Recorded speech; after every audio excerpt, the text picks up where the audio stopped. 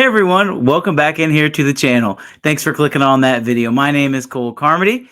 We are back in here for a second video on this YouTube channel. Thanks so much for everyone who has subscribed. It means a lot when I put up that Royals preview video, which if you haven't seen, will be on the page under the Kansas City Royals playlist. It's also just the video prior to this. When I put up that YouTube video, I think I had about 7 subscribers. We're all the way up to 65 now. That video is over 150 views in about 2 days. So first of all, thank you guys for supporting me. It means a really heck of a lot to me. I love the Kansas State community. I know that's where most of you have found me is through gopowercat.com. I do cover Kansas State for 24/7 if you're new here.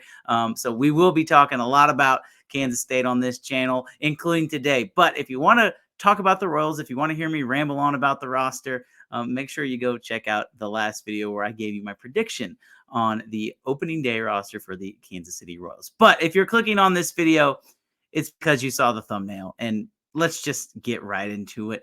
Today, what we're going to be talking about in this video, not only is Avery Johnson and the Kansas State Wildcats, but the entire roster for K-State. Spring football, by the time you're watching this, is getting set to kick off this week. Chris Kleiman has his press conference on Monday that officially kicks off the start of spring ball. Practices will be open to the media starting next week. So it's starting to get that time, and I am extremely excited. I know K-State fans are fired up as well. It's been kind of a rough sledding going here recently with the basketball team. The women's team, however, gets ready for their potential run in March Madness. The Big 12 tournament starts next weekend for the women. But let's talk about some football. And I just want to get right into this because when I was trying to figure out what I wanted to talk about to lead off this video, I thought it was pretty easy. And everybody loves talking about Avery Johnson. But when I look at Avery Johnson, there's multiple things that stick out. And yes, I am comparing him to Caleb Williams. If you think that comparison is a stretch, then you must not know me very well because I have also compared Avery Johnson to Patrick Mahomes. And I didn't want to put that on the thumbnail just for the sole purpose of, maybe some people might call me crazy. And maybe me comparing Avery Johnson to Caleb Williams is crazy. Caleb Williams recently was just at the NFL Combine. He did not throw, but he did interview for teams. It's looking like he's going to be the #1 overall pick. If you don't know who Caleb Williams is, he started his career at Oklahoma, transferred to USC to play under Lincoln Riley the past 2 seasons and put up absolute video game numbers. Look, Avery Johnson has a chance to be special. And when I look at Avery Johnson and I look at the tools that he has and he possesses, I see Caleb Williams. And I see Caleb Williams from a multiple aspect standpoint, if you will. Caleb Williams has an amazing arm. There's no doubt about it. He is a NFL quarterback for a reason. He is not going to win NFL games like Lamar Jackson is. And there have been comparisons made by people in the NFL for Avery Johnson to be comped to Lamar Jackson. I do like that comparison. Don't get me wrong. But I think Avery's more of a thrower. And if you look at what Caleb Williams is able to do, if you look at people compare Caleb Williams, a lot of people compare Caleb Williams to Patrick Mahomes. Again, this whole comparing to the best thing, can be a little bit of a stretch. But I think Caleb Williams has a chance to be a top 5 quarterback in the NFL by the end of the season next year. There's no reason the Chicago Bears can't do exactly what the Houston Texans did this year with C.J. Stroud.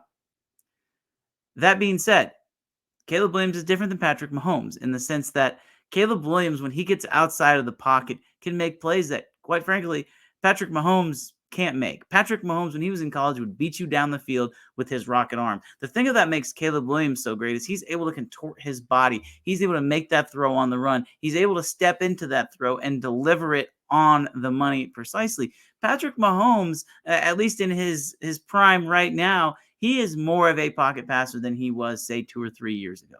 And I look at what Caleb Williams is able to do, and he is more of the modern quarterback, right? He's able to kind of make people miss. He's able to navigate an offense. He's also able to beat you with his legs.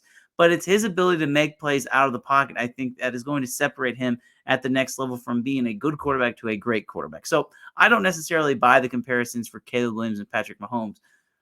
But that's not why you clicked on this video. You clicked on this video for Avery Johnson. And so when I look at Avery Johnson, not only do I see a quarterback who can make the right play, right? There's a difference between making a play and making the right play.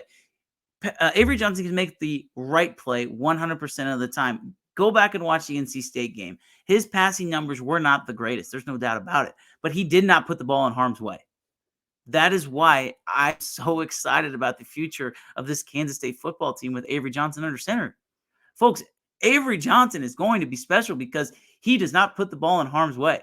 Will he have some turnovers? There's no doubt about it. But when Will Howard had success for Kansas State, it was because he had to put the ball in harm's way. He didn't have the strongest arm. He didn't have the ability to escape the pocket and make plays on the run. So he had to throw the ball in tight windows. That is what got him in trouble at the beginning of this past season and actually called for Avery Johnson to see some playing time. And when Avery got in, he did not disappoint. And so I look at Avery Johnson and I see a quarterback who's able to escape the pocket and make plays on the run. Now, throw into the fact that he is the fastest player on this Kansas State offense, and it can get scary for the rest of the Big 12 because Avery Johnson can beat you with his arm down the field, but he can really beat you with his legs. And I think that was why the bowl game was so encouraging, was because Avery was able to do that. He was able to beat you with his arm, but he was also able to beat you with his legs. I mean, they did not call on Avery Johnson to run the ball in that game. Connor Riley did not use the design quarterback run, but he didn't use the design quarterback run for a reason. They did not have a backup quarterback in that game, folks. Jacob Knuth had been the scout team quarterback of the whole entire season, and he was not going to be ready to go into that game. So Avery Johnson was really resorted to kind of being a pocket passer.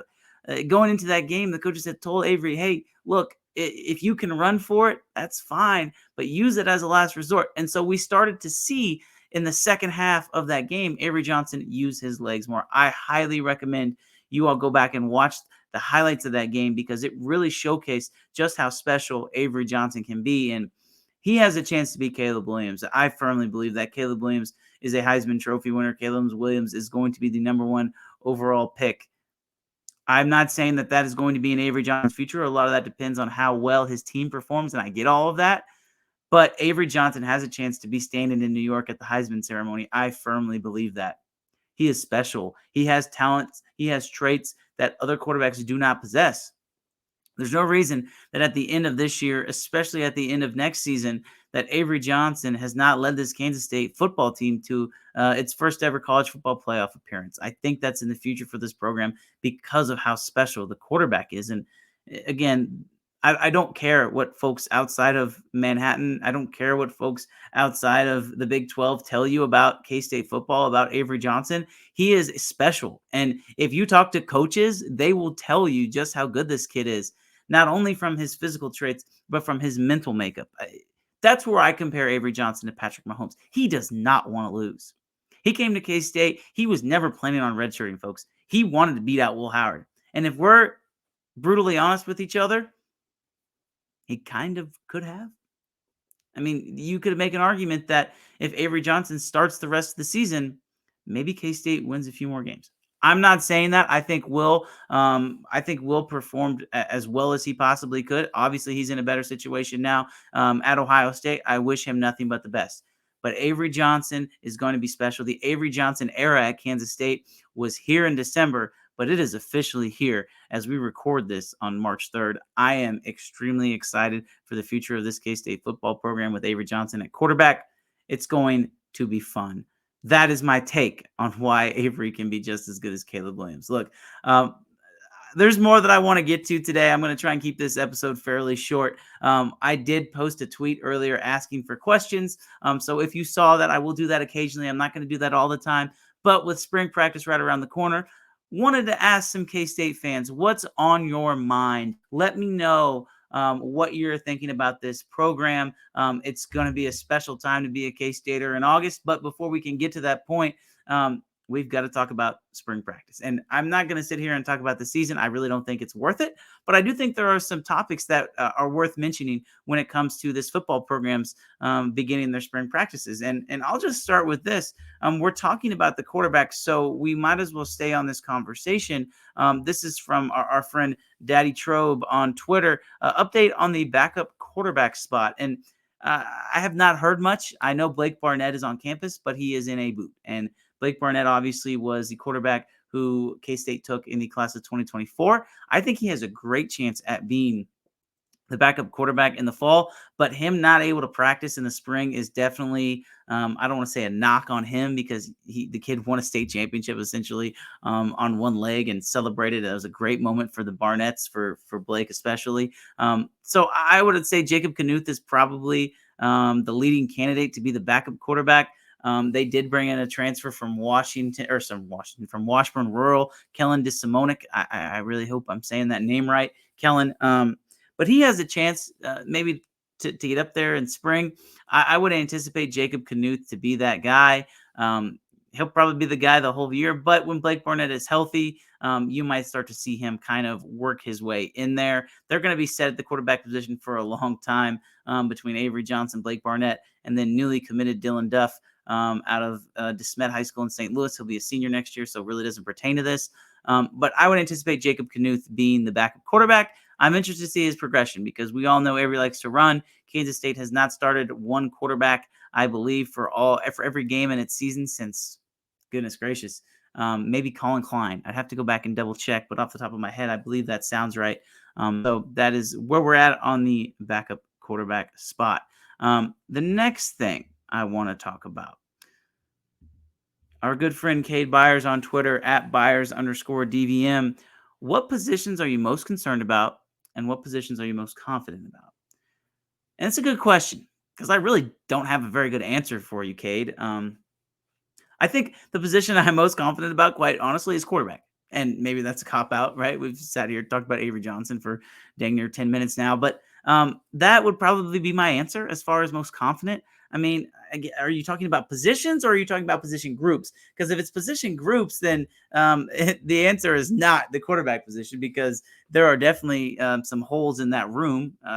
That's just kind of the way it is. When you lose Jake Rubley, you lose Will Howard, you got other guys have to step up. So, I think Knuth can do it. But I would still say quarterback is the position I'm most confident about. I'm very confident in Avery Johnson that he is going to have a breakout season. So I will say, as far as confidence wise, quarterback would be the most confident.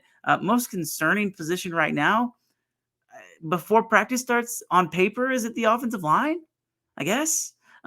Maybe I would lean more towards the secondary, but even then, you've got Marquise Siegel, you've got Jacob Parrish, you got VJ Payne. So I'm probably going to say offensive line. They're very high on Easton Kilty, the transfer tackle from North Dakota. I mean, maybe he's not all it's cracked up to be, and you have to try and replace him internally. I mean, that would be the worst case scenario. But I mean, I trust Connor Riley to develop his offensive linemen every single season. Connor Riley finds a way to do that. So I'm not too worried about the offensive line. But if you're asking me what position I'm most concerned about, probably that, just because there are some question marks there. Obviously, you lose Cooper Beebe, who, by the way, shout out Beebs, has had an outstanding NFL combine.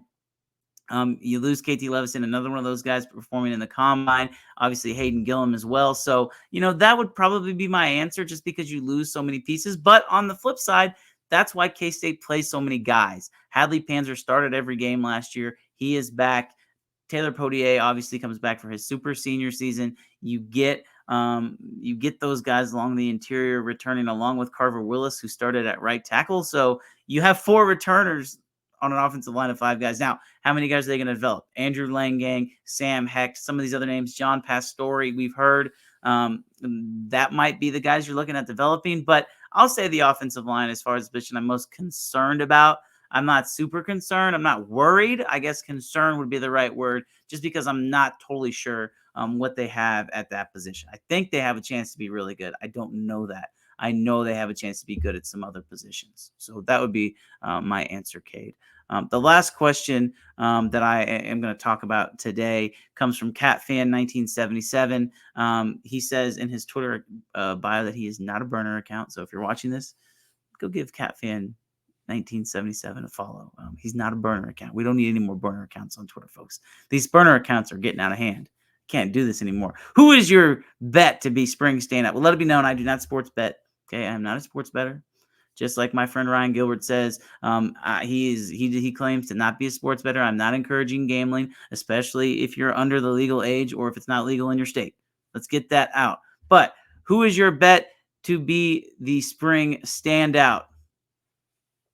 I can't say Avery Johnson because that's too easy. So I'm going to give you a name, And some of you are going to be shocked that I'm going to say this name, but I'm going to say Trey Spivey. And I know that that name amongst K-State fans can probably drive some of you crazy. Trey Spivey should, if he was any good, he would have played over the receivers last year, blah, blah, blah. No, look, from what I have been told is Trey Spivey is right there on the cusp of not only just breaking the rotation, but being a absolute dude for this team. I am stoked about the future of Trey Spivey. The connection that he and Avery Johnson have off the field is just as strong as it is on the field. You think that Avery and Jace Brown have a strong connection? Just wait till Trey Spivey gets in the rotation. I am a firm believer in Trey Spivey. I think this kid has Big 12 potential, or excuse me, all Big 12 potential, just like Jace Brown. I think Jace Brown's going to have an outstanding season. I think he might even crack honorable mention all Big 12, second team, first team, whatever. He's another one of those guys that can take that honor and take the next step. If you can get a healthy Trey Spivey, a healthy Jace Brown, a healthy Keegan Johnson, I don't care who else is playing receiver. I really don't. Dante Cephas, if you want to be good, great. But you don't need to be because Trey Spivey can be that guy. I think Trey Spivey might be the most talented receiver in that room from a pure talent standpoint. I think it starts to show. I think he's got that year under his belt. He learns the system. He starts to put on some weight. Look for Trey Spivey to make a real impact. I'm excited about the future that the Arizona native has. Obviously, he has his father played professional baseball, Junior Spivey, so he's got that background. I'm excited for Trey Spivey. Look for him to make an impact in 2024. Looking for him to make an impact in the spring. That's going to be my prediction as the guy who the coaches talk about nonstop. They already do it anyway, so they might as well keep doing it, right? So that is what I have for my breakout player. Now, before we get out of here, I told you it was going to be a quick video. I want to talk about this real quick. The one thing that I am going to be looking at besides the quarterback position for K-State this spring is the defensive line. Now, there have been some rumors that Kansas State might be going multiple, having having a four-man front. 3-3-5, don't get me wrong, still going to be the base defense, but K-State might start to mix in some packages. Look and see the progressions of Toby Osunsami. I want to see where he's at. That's the one thing I'm going to be looking at. He has the potential to be a guy. He definitely made an impact at the end of the season, flipping from linebacker to defensive end.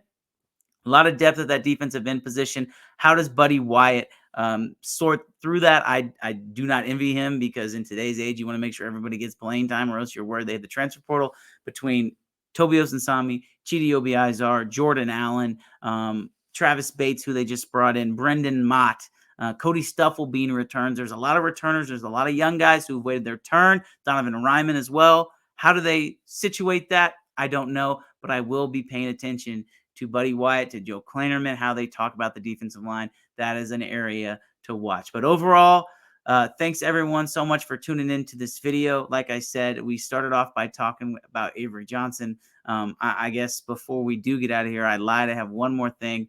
Avery Johnson. I said I don't sports bet, but if you are a sports better, there is some serious value on a future bet for Avery Johnson to win the Heisman.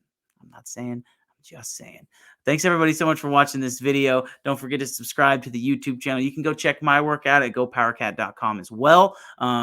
We will start to have some more production for K-State up on the website as far as the stuff that I'm featured in here soon. But thanks everybody for watching. Click subscribe, leave a comment, drop a like. Our goal is to get to 100 subscribers by the end of March. Let's get to 100 subscribers by the end of March.